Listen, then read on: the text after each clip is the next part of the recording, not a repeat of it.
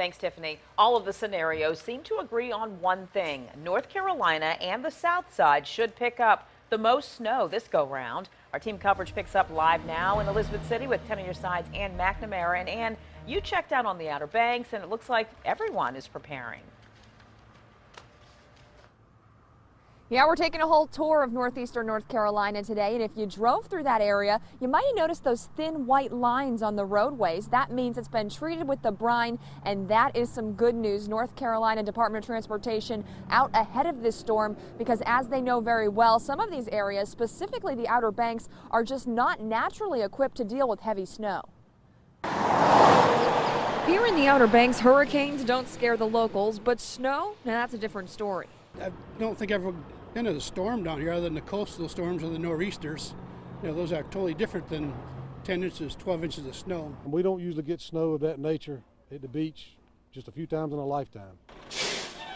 NCDOT officials are preparing for a once-in-a-lifetime snow event. Trucks started treating the major roads with brine this morning. Workers will start a 12-hour shift rotation tomorrow.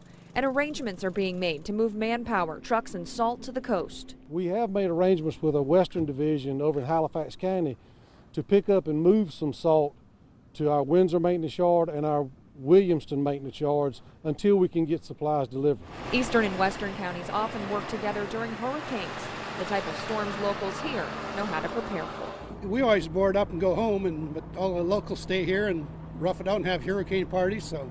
We're having snow parties this week. Yep, it'll be a snow party. They said they're going to have snow parties this time, and that's a good idea. Stay inside. Speaking of which, there are a lot of cancellations, closings, early dismissals coming into our newsroom. You want to stay with our newscast and also with wavy.com overnight to check those. As of right now in this area, we know Pasquotank Public Schools are doing an early dismissal 2 hours early tomorrow. We also know Currituck County Schools will be closing early. So again, check wavy.com, especially when you wake up tomorrow morning. Live in Elizabeth City, I'm Ann McNamara, 10 on your side.